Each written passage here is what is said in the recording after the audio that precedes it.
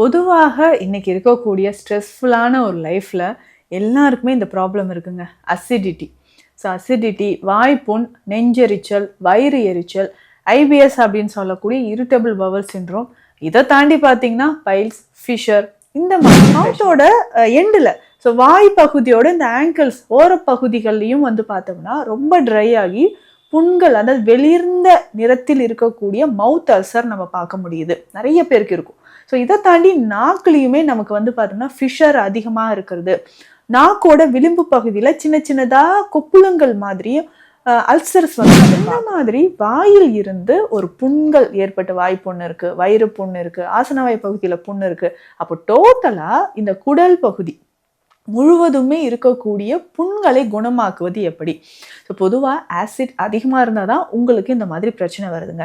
யாருக்கெல்லாம் இது வருது? இந்த மாதிரி ரெகுலராக நீங்கள் செஞ்சுட்டு வாங்க. கிட்டத்தட்ட ஒரு 20 நாட்கள்லேயே வாய்ப்புன்னு உங்களுக்கு இருந்த இடம் தெரியாமல் மறையும். அதே மாதிரி உடல் உஷ்ணம்னு ஒன்று சொன்ன பார்த்தீங்களா, நைட்டு கண் விழிக்கிறது, இதை தவிர்த்துக்கோங்க. அதே மாதிரி வாரம் ஒரு முறையாவது எண்ணெய் குளியல் அவசியம். இந்த மாதிரி நம்ம செஞ்சுட்டே வரும்பொழுது வாய்ப்புண், வயிற்றுப்புண், அல்சர் தொடர்பான பிரச்சனைகள், மலச்சிக்கல் நமக்கு குணமாக ஆரம்பிக்கும்.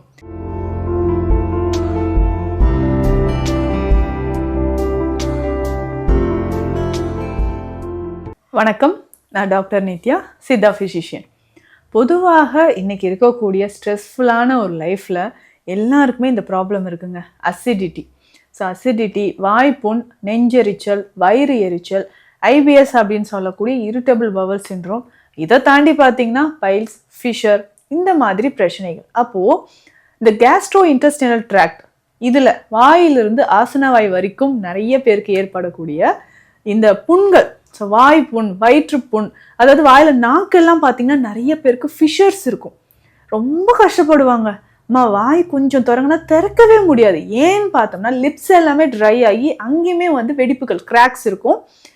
மவுத்தோட எண்டில், ஸோ வாய் பகுதியோட இந்த ஆங்கிள்ஸ் ஓரப்பகுதிகள்லையும் பார்த்தோம்னா ரொம்ப ட்ரை ஆகி புண்கள், அதாவது வெளிர்ந்த நிறத்தில் இருக்கக்கூடிய மவுத் அல்சர் நம்ம பார்க்க முடியுது. நிறைய பேருக்கு இருக்கும்.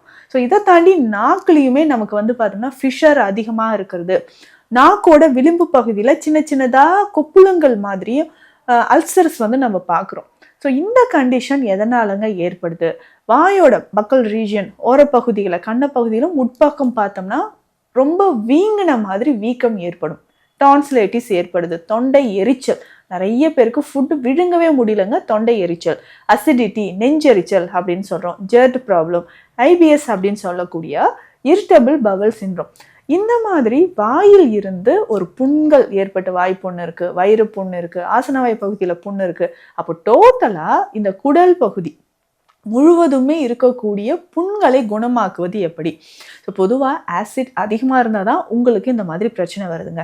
யாருக்கெல்லாம் இது வருது அப்படின்னு பார்த்தோம்னா, நல்ல மைதா உணவுகள் சாப்பிட்றீங்க இல்லையா, அவங்களுக்கு இது ஏற்படலாம். மைதா மட்டும் இல்லைங்க, மைதாவோட நீங்கள் சேர்த்து சாப்பிட்ற சைட் டிஷ் அப்படின்னு ஒன்று ஊற்றுவோம்.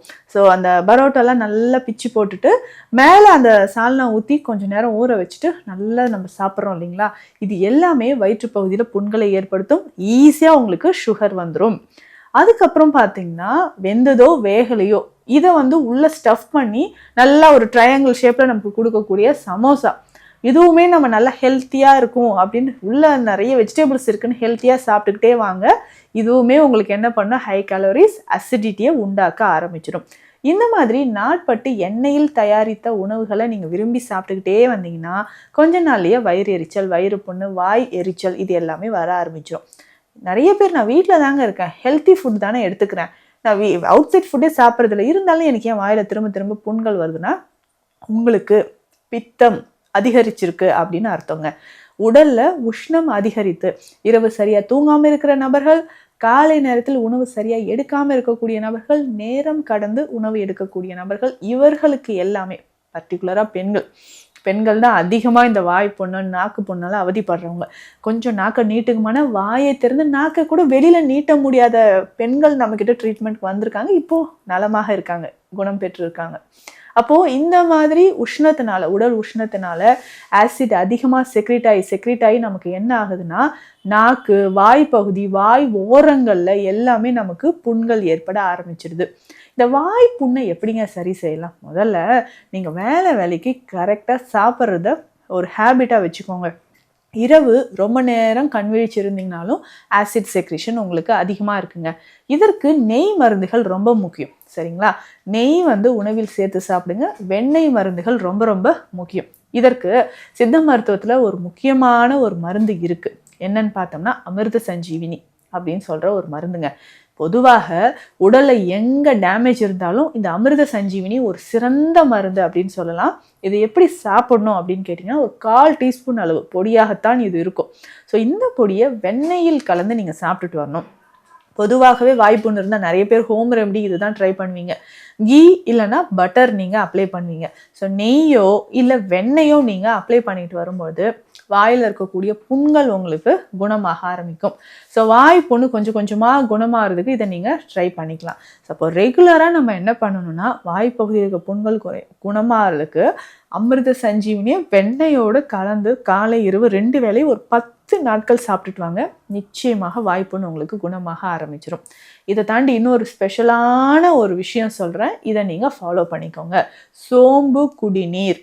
இந்த சோம்பு குடிநீர் எப்படிங்க நம்ம ரெடி பண்ணுறது? பேர்லேயே இருக்குது பார்த்தீங்களா, சோம்பு. ஸோ இதுக்கு எப்படி ரெடி பண்ணணும்னு நான் சொல்கிறேன். சோம்பு எடுத்து தண்ணியில் கொதிக்க வச்சு குடிக்கணுமா? கிட்டத்தட்ட அப்படி தான். ஆனால் இதை எப்படி ரெடி பண்ணணும்னு நான் சொல்கிறேன். சோம்பு எடுத்துக்கோங்க. ஒரு 200 கிராம் சோம்பு எடுத்துக்கோங்க.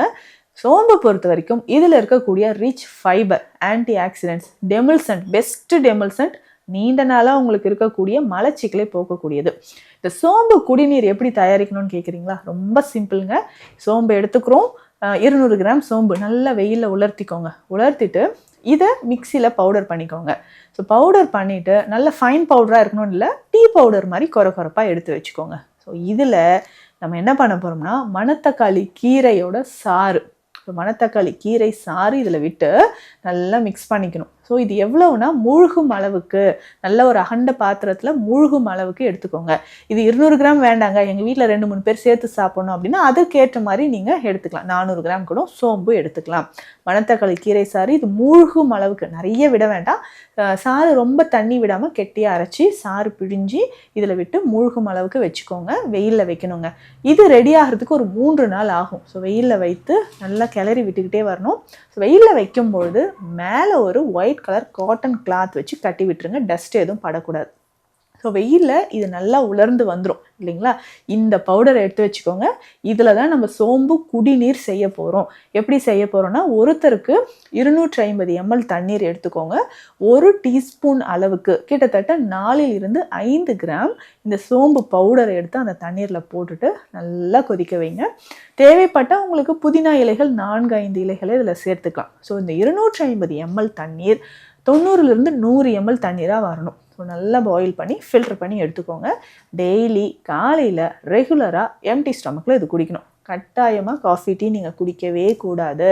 நான்வெஜ் எடுக்க வேண்டாம். காரமாக ஸ்பைஸியாக இல்லை பச்சை மிளகாய் சேர்ந்து நான் சாப்பிட்றேன், ஜங்க் ஃபுட் சாப்பிட்றேன், ஸோ நல்லா டீப் ஃப்ரை பண்ண ஆயில் ஐட்டம் சாப்பிட்றேன், இது எல்லாமே நீங்கள் தவிர்த்துக்கணுங்க.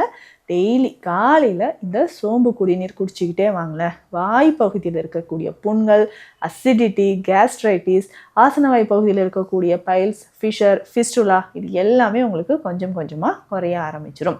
இதை தாண்டி சித்த மருத்துவத்தில் நிறைய மருந்துகள் இருக்குது. டெய்லி காலையில் நீங்கள் உணவு எடுத்த பிறகு கூட எடுத்துக்கலாங்க. தேங்காய் பாலில் அதிமதுரம் பொடி இருக்குது பார்த்தீங்களா, ஒரு 1/2 ஸ்பூன் அளவுக்கு அதில் கலந்து குடிச்சிக்கிட்டே வாங்க. இது எந்த டைமில் வேணாலும் நீங்கள் குடிக்கலாம். ஸோ தேங்காய் பால் ஒரு அரை கிளாஸ் அளவுக்கு எடுத்துக்கோங்க, ஒரு 60 ml அளவு.